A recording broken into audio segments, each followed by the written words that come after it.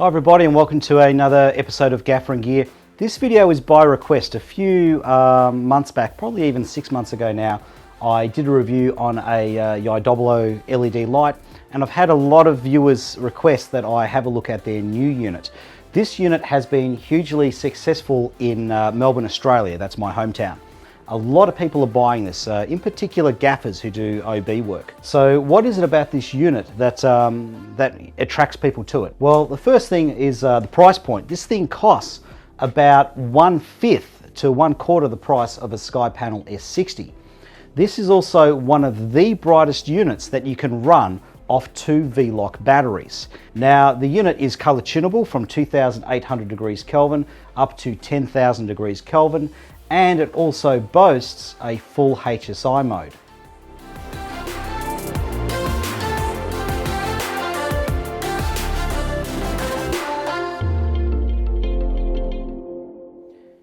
Okay, so this is the YIDOBLO Ai-3000c and this is the Skypanel S60c. From the back, they are clearly different units. Now, from the front, the form factors are virtually identical. So who cares, right? What's that got to do with anything, and why am I comparing the two units? Well, the YIDOBLO has removable diffusion. Big deal, right? The Skypanel also has removable diffusion. Now, this isn't the standard diffuser. This is the intensifier. This is basically a surface with a whole stack of magnifying glasses on it that increases the light output anywhere between 30 to 50% brightness.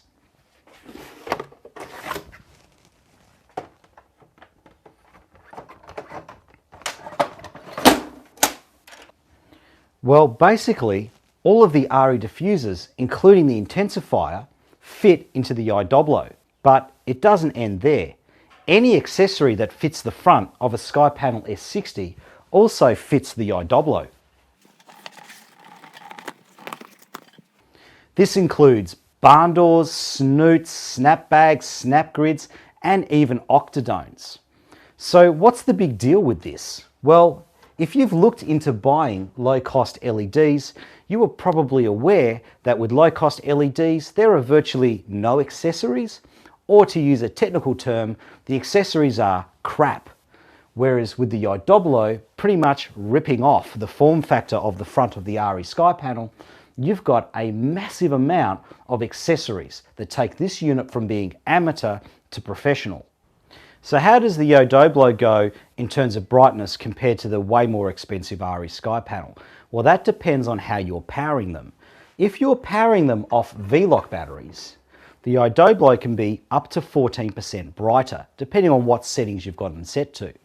So that sounds pretty impressive, and that's a fact that's sort of going around the internet at the moment about how bright these units are. But if you do a bit of fact checking, you will find that it's not exactly 100% accurate. What people fail to mention with the Skypanels is when these things are running off V-Locks, they're only running at half brightness to protect the V-Locks. So while the YIDOBLO is up to 14% brighter running off V-Lock batteries, the Skypanel running off mains power or off a regulated 48 volt battery can give you as much as 93% more brightness. So how does this unit go running off V-Lock batteries? Well, these batteries are 290 watt hours each, which is quite a sizable battery, but I got a surprising 2 hours and 25 minutes of continuous runtime at 100% brightness. Now, before we fire it up, let's have a look at the improvements since I last reviewed one of their products. And it's a lot of basic stuff that they've finally got right. The batteries, for example, are now orientated so you can get them on and off instead of them jamming against handles.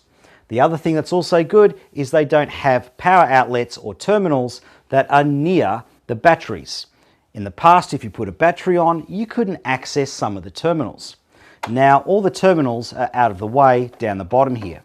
Furthermore, you've got a really solid on-off switch, and the power now connects in via a PowerCon connector, which is a solid industry standard connector. You've also got a 26 volt DC inlet if you wish to run this off a block battery, and we now have professional DMX in and out with 5-pin connectors. Alright, so let's turn this thing on and have a look. Initially I found the menu system to be a little bit confusing.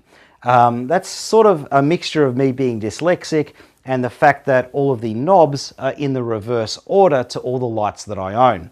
So for example, this is brightness, this is your CCT, and this is your plus minus green. So it's the complete backwards opposite to an Arri Skypanel, for example. Now on the display here at the top, you've got 4 lights which indicate which mode you're in. That comes in really handy. And you have 4 shortcut buttons. Now one of those 4 shortcut buttons is fan on and off. Now to be quite honest with you, I don't think they need this button. These fans are pretty quiet. They only make a bit of noise when they initially were up. After that, they're pretty silent. Now I've turned the fans off momentarily so you can hear the buzzing of the electronics. Particularly when you're doing adjustments, this unit makes buzzing noises. Now I don't think they're loud enough to be a problem. And this only happens when the unit is running off AC power.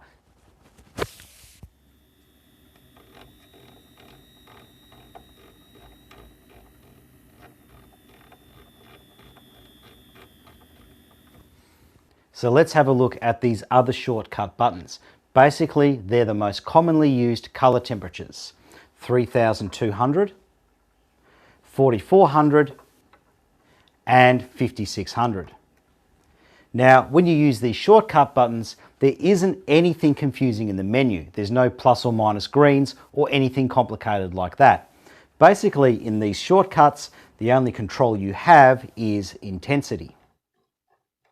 Alright, so let's go through the rest of the system. Basically, each one of these knobs, when you press it, gets you into a different menu. Now, the main menu is found on this knob here, so give that a press down, and the first thing that comes up is white. Press that again and you're into your white menu. So basically the knob closest to me here controls your brightness, pretty straightforward, dims in 1%. You've got your Kelvin adjustment on the center one, or your CCT, and again that's 2800 to 10,000 Kelvin target. Now, one thing I don't like about this system is, as you see, when you go from 2800, if you keep rolling the knob, you end up back at the other side of the scale. So it's a continuous turn. Not a huge fan of that, but that's what these guys like.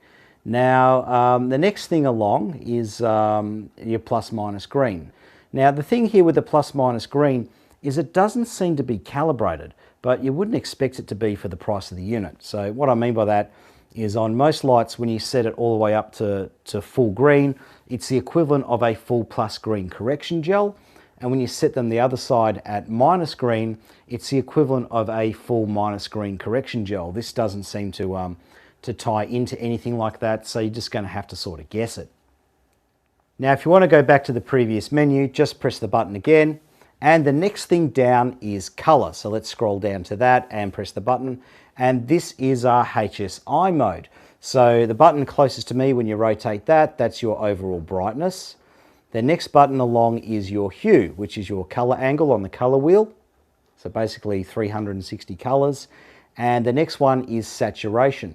Now I'm guessing 99 is 100% saturation because it doesn't go up to 100. So let's get a really vibrant color up. Let's go a blue. Now when I desaturate, it adds white light in. But here's the thing. This unit doesn't use its white emitters in HSI mode. It basically mixes the RG and B together to create white. So when you fully desaturate, you don't get pure white, you get this weird blue. So let's now add saturation back in. Basically, that's how it works. So it's not the best HSI mode, but then again, you're not paying a lot of money. Let's go to the next thing in the menu. The next thing down is group. Now group is to do with your remote control. So the unit ships with a remote control. The remote control's actually pretty good, I've got to say. It will take a bit of time to get your head around it, so give yourself about 3 minutes to play with it before you use it, and you'll be all over it. The thing I don't like about it is everything, again, seems to be backwards. So like there, that's the plus button, that's the minus button. I'd expect it to be the other way around, but maybe that's just me. So the group button, so let's go down to group. Basically, you can scroll through A, B, C, D. So basically, you can have multiple lights running off the same group. Now, the next thing down on the menu is, after group, is channel. Okay, so you can have 4 groups of lights running off the remote, and off those 4 groups of lights, you can have multiple channels, so you can have individual lights in the group. Now, the remote control, basically the LCD screen, basically gives you identical information to what's on the back of the light. Now, the next thing in the menu system is the DMX address settings. So I found the DMX to be a little bit tricky to set. So basically, once you get to the DMX menu, and you press the button, basically the center button controls your DMX channel indicated here behind the X. Now, it doesn't have 512 channels, it only goes up to 256. I don't think that's going to be a problem for anybody, but it's something that I should mention. Now, once you've tried to select your channel, and I do use the word tried, getting out of this and back to the main menu is a little bit tricky, because if you press the menu button to get back to the menu, suddenly your DMX is flashing and all sorts of stuff's going on. I can't figure out what's going on here, but basically what I've been doing is turning the light off at this point, turning it back on, and everything works fine with the DMX connection. Now with the DMX, it does use 5 channels. Channel 5 basically is used to select what operating mode you're running in, whether it's white light, effects modes, HSI. So it does take up 5 channels. Now in the instruction manual is plenty of detail on what all the channels do. So if you've got some half decent DMX software, which I don't at the moment, you could easily set up a profile for this unit. Now in terms of ease of DMX operation, once you get the channel set and you plug it into a console, you can easily operate all of the special effects modes, even if you've got a basic slider console. Okay, so now let's have a look at the menu system that's under the center button. So when you press that down, it gives you a quick list of presets. So you've got red, orange, yellow, cyan, green, blue, 32, 4400, 50, 500, 5600 off. So basically if you want to say find red in a hurry, go into this menu, click on red, and there you are. So it's a very, very quick preset menu to help you find a basic color in a hurry. Now that leaves us with the last button. We press that, and that's our special effects menu. So you've got your run-of-the-mill special effects, but I'll just show you cop car in a hurry. So press cop car, and you can do things like cycle through the colors, whether you want red and blue. You can adjust, does it, how many times it flashes, is it quint, is it singles, doubles, all that usual thing. I'm not going to go through the menu that much. It's pretty run-of-the-mill average stuff. I will say this though, candle doesn't work. Okay, candle doesn't flicker, but all the rest of the effects work. Now in terms of candle not working, that leads me to the next thing. I don't think this thing is firmware upgradable. So that's sort of neither here or there. For me, I wouldn't be using the special effects anyway, so the candle not working doesn't really bother me. Now the last thing to talk about on this is the mobile phone app. So to get the mobile phone app, you open up the instruction manual, there's a QR code, you scan that, and it sends you through to their website where you can download the app. Okay, so when you get the app up and running, basically it's connecting via Bluetooth. So basically up comes an identification number for your light, you click on that, and that's it, you're connected. It really is that simple. It's pretty straightforward to use. The app is a little bit slow in terms of the response time. So let's turn the light all the way down. So you can see there's a bit of a delay. Let's turn it all the way up. Yeah, we're getting there. Okay, so it's not the fastest thing, so I wouldn't use it for in-camera effects changes, but for scene changes it's quite good. So basically brightness, color temp, everything that you'd expect to be able to operate from the app you can. Now one thing I do like about the app is it's got the description here on a button, and at the other end it's got your percentage on a button. Now those buttons are actually individual 1% buttons, so you can fine tune your setting. So that's something I really like because I've got really clumsy fingers. Now one thing that doesn't work on this is the color wheel, so I'll just go to color mode. Now this might just be with the Android version, but basically you move the color wheel around and nothing happens. Maybe I'm doing something wrong in the app. I can't figure it out. Information's changing on the display, but it's not the right color. So I've selected a red and we've still got a blue. However, if you go to hue, you can operate the colors. So use your HSI mode. So I'll turn the saturation up full blast and let's select primary red. So you can operate it through the phone app quite easily, and all of the functionality of the light is in the phone apps, all the special effects. It's all pretty straightforward. One thing I forgot to mention earlier, the HSI mode. HSI is meant to have 360 colors, meant to go around the color wheel. This has got 361 because somebody put 360 and 0 degrees as separate things, and for some reason 360 is purple. Okay, but if you go back one to 359, that is the correct color. So just something to be aware of. I found it confusing when I was using the DMX console because when I put the slider up to the top, I was expecting primary red, and when you put it down the bottom, you're expecting primary red, and instead I got purple. So that's just something to look out for. But look, very stable app. Yeah, it is a bit slow on its changes, but look, very stable and very, very easy to use. Okay, so let's get into the boring technical review, and just to spice it up a little bit, I decided to put this into club lights mode. Okay, so let's start off talking about brightness. Now, all of these measurements are at 3 meters. Now, with the unit set to 3200 Kelvin, this thing spits out 907 lux. At 4400 Kelvin, it spits out 951 lux. And at 5600 Kelvin, it spits out 964 lux. So basically it means it's not the brightest panel on the market.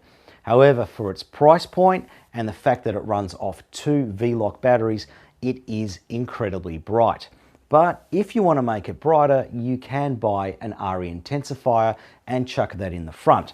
So here are the results with the Arri intensifier. At 3200 Kelvin, it spits out 1190 lux. At 4400 Kelvin, it spits out 1290 lux. And at 5600 Kelvin, it spits out 1340 lux, which is an increase of 39% through the intensifier. All right, for this section, I've decided to put the thing into fire effect. So in case you're wondering what the background's meant to be. All right, now let's talk about whether this unit is flicker-free or not. And this is a good news, bad news story. Okay, here's the good news first. This unit is totally flicker-free regardless of what frame rate you shoot at. Doesn't matter what your shutter angle is. Doesn't matter if you've got a rolling shutter. Doesn't matter how much you dim it. 100% flicker-free. That's the good news. Now the bad news is how it is flicker-free. So this thing basically isn't pulsing at super high frequency to give it its flicker-free ability.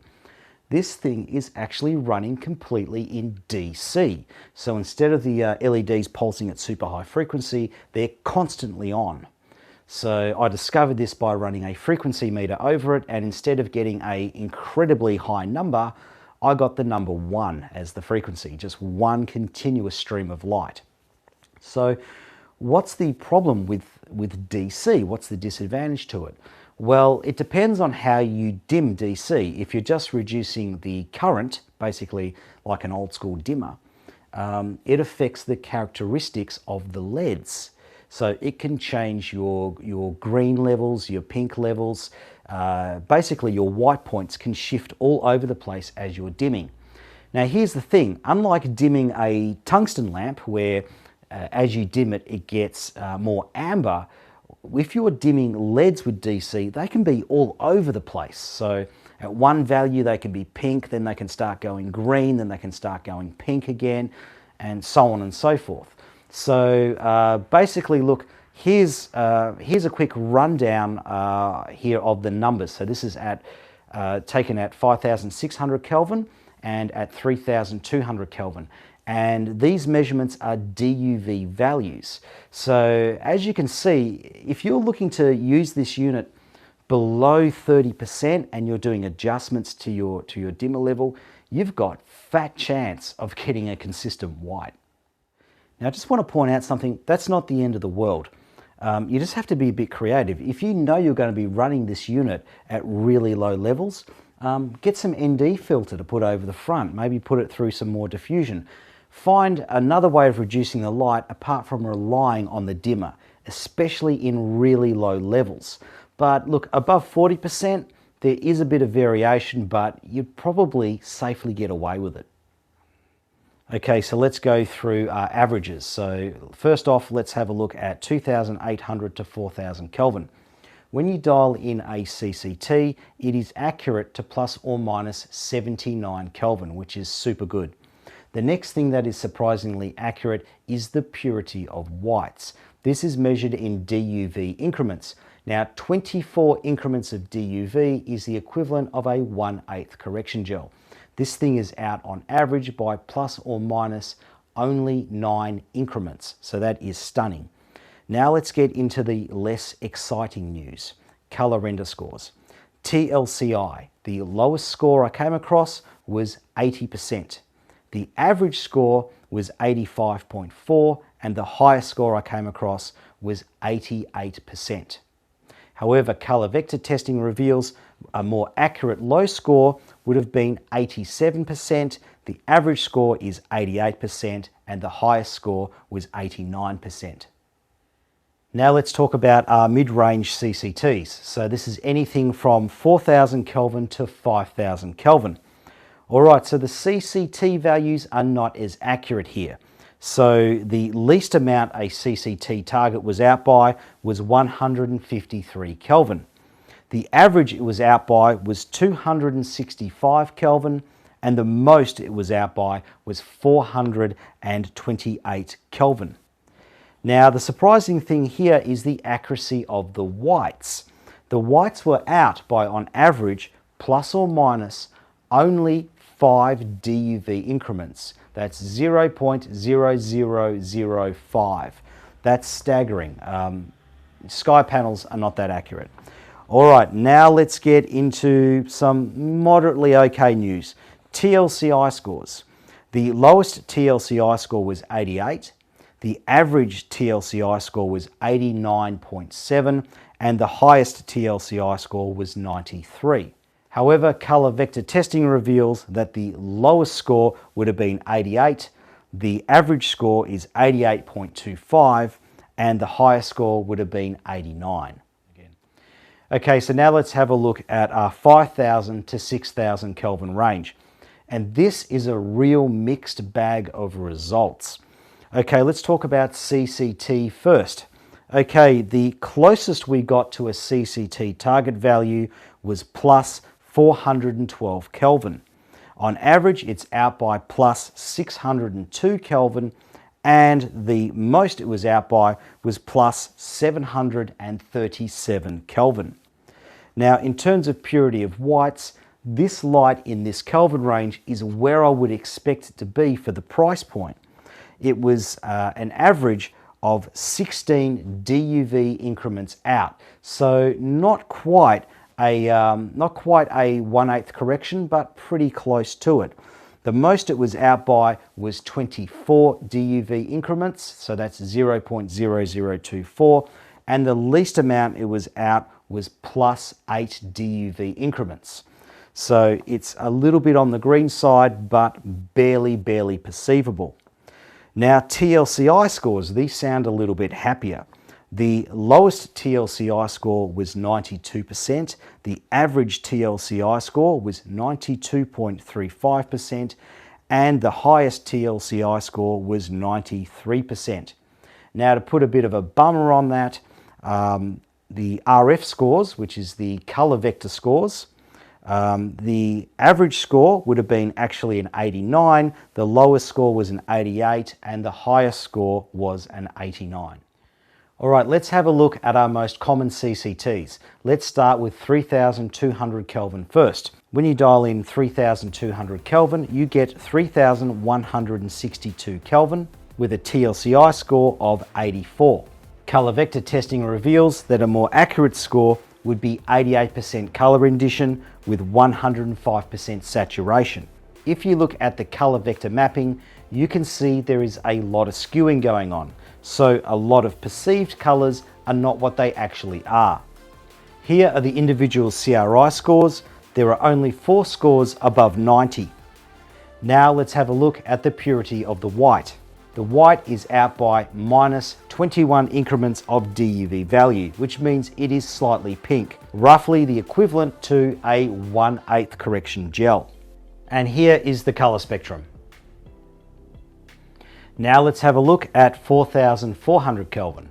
When you dial in 4400, you get 4617 Kelvin with a TLCI score of 89%. Color vector testing reveals a more accurate score would be 88% color rendition with 103% saturation. The color mapping reveals a little bit of skewing, but mostly over and under saturations. Here are the individual CRI scores. Now let's have a look at the purity of white. It is out by 5 DUV increments. As you can see, that means it is very, very close to pure white. And here is the wavelength analysis. Now let's take a look at 5600 Kelvin. When you dial in 5600 Kelvin, you get 6202 Kelvin with a TLCI score of 92. TM30 color analysis reveals a more accurate score would be 89% with 103% saturation. Here are the individual CRI scores. And here is the color mapping. It is 17 DUV increments off pure white, which is still pretty good. And here's the wavelength analysis. Okay, so now let's talk about the accuracy of this unit in its RGB modes. So to do this, I first measure red, green and blue and check if they're correct. Then I measure the secondary colors, yellow, cyan and magenta, and see how correct they are. Then I measure the whole lot again at 50% desaturation to see if it's desaturating accurately. Okay, let's start off with the primary colors, red, green and blue. Red is meant to be 0 degrees, it came in at 1 degree. Green and blue were smack on their values.